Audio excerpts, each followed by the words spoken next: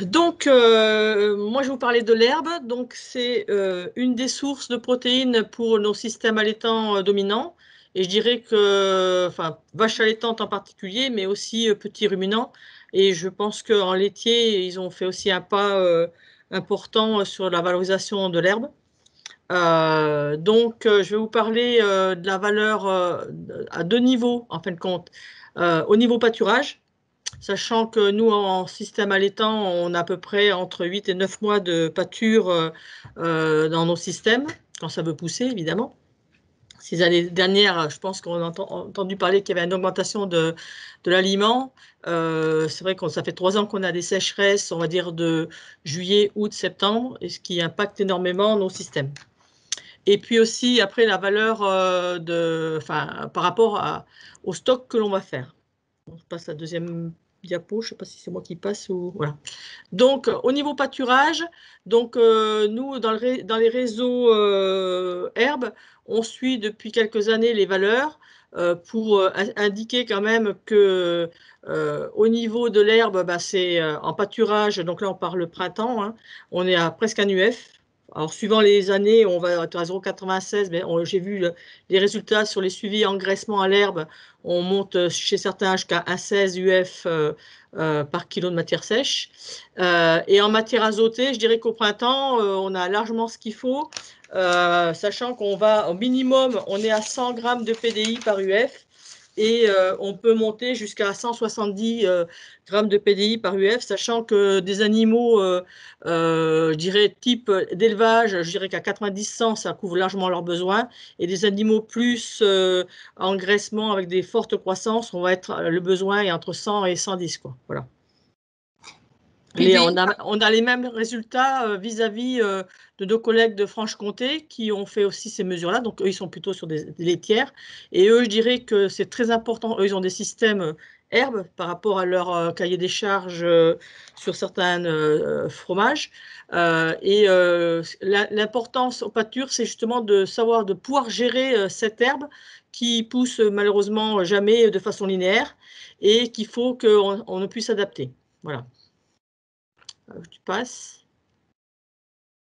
Donc, au niveau des stocks, donc là, il y a eu un suivi de fait 2 ans de suite avec les collègues de Bourgogne-Franche-Comté pour essayer de voir quels critères jouaient sur la valeur des fourrages que l'on engrange. Donc, on a le premier critère, c'est les sommes de température. Donc, on parle de plus en plus de fauches précoces. Donc, somme de température, pour nous, les fauches précoces, c'est 800 degrés. Donc, on parle de prairies permanentes, hein. Donc, sachant que là, on était sur un suivi de 34 prairies permanentes. Il n'y avait qu'une prairie temporaire. Donc, à 800 degrés, à 1000 degrés et à 1200 degrés, qui correspond à des foins des foins assez précoces pour chez nous. Les 800 degrés, ça correspond à l'ensilage d'herbe ou de l'enrubanage. Et puis les 1000 degrés, on est plutôt en rubanage ou les premiers foins. Globalement, en énergie, on a des produits, je dirais, qui baissent linéairement. Les sommes de température, ça correspond au stade des graminées. Donc à 800 degrés, on est tout début épiaison, et puis à 1200, on est plutôt floraison. Donc on perd très très vite de la valeur. Mais ce qui est important à regarder, c'est que autant les UF, on va dire qu'on a une gradation linéaire à peu près de la perte de valeur. Par contre, la matière azotée, on perd très très vite entre les 800 et les 1000 degrés. Voilà. Après, on va continuer. Merci pour ces résultats de Halim Fourrage, qui est un programme régional. Voilà, c'est fait ça régionalement, ça permet comme ça de mélanger de croiser nos expériences, et puis entre des allaitants et des laitiers surtout, puis il y a aussi des moutons. Voilà. Après, en allaitant,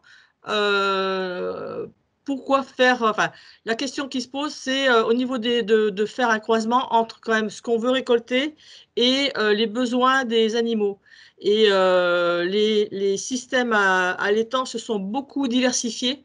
C'est-à-dire que le système traditionnel, qui était basé sur des systèmes très herbagés, avec des stocks moyens, donc avec des vélages de février-mars, avec des systèmes de production longues, est devenu est passé à des systèmes de vélage de septembre, novembre, mars aussi. Donc, on a des systèmes très, très diversifiés et donc des besoins en stock très différents, en quantité et en qualité. Après, donc nous, on se sert de la densité énergétique par rapport aux besoins des animaux. Et globalement, bah, l'intérêt, c'est pas de dire bah, je vais récolter automatiquement du très très bon, sachant que plus on fauche de bonheur et plus on impacte la quantité. Et que j'ai entendu M. Ramé parler au départ des UF, c'est vrai que c'est les années de sécheresse. En général, quand on manque de quelque chose, on manque d'UF et on manque de fibres. Et quand il faut l'acheter, ça coûte très très cher. Donc il faut faire un compromis entre les deux et s'adapter en fonction de son système et ne pas toujours vérifier ce que fait le voisin. Par contre, continue, par rapport à ça, ce que je veux dire, c'est que l'impact climatique a des conséquences quand même sur les systèmes et que des fois, donc quand on parle justement d'un fourrage récolté entre 800 et 900 degrés, donc on va avoir une densité énergétique de 0,7, ce qui correspond à peu près à une grosse partie des cheptels quand même. Des PDI sur UF proche de 100, donc que ça couvre quasiment tous les besoins des systèmes allaitants. Par contre, le rendement est moindre, on peut perdre quand même en rendement. Et par contre, l'intérêt, c'est d'avoir, de sécuriser son système fourrager pâturage avec des repousses un petit peu plus sûres, quoi. Plus on fauche tard et plus on voit ces dernières années qu'on impacte nos systèmes fourragers parce que les repousses sont de plus en plus aléatoires. Par contre, avec des fauches à 1200, 1400 degrés qui sont assez traditionnelles en foin, on a des rendements supérieurs. Par contre, certaines années, on voit l'année dernière, les foins qui se sont fait famer, on a des super qualités, c'était correct. Et puis les derniers qui se sont faits, parce qu'il y a eu un petit impact de pluie, ce qui nous a un peu sauvé un petit peu la mise sur certains foins, on se retrouve avec des fourrages qui, en matière azotée, sont très très pauvres. Et la conséquence économique, donc ça c'est un collègue qui avait fait ce calcul-là, entre un fourrage à 800 degrés et un fourrage à 1200 degrés, donc sur des rations de bovins allaitants, pour des vaches en particulier, c'est plus 2 kg de céréales et plus 1 kg de tourteau de colza. Voilà. Donc j'ai fait le tour à peu près des choses.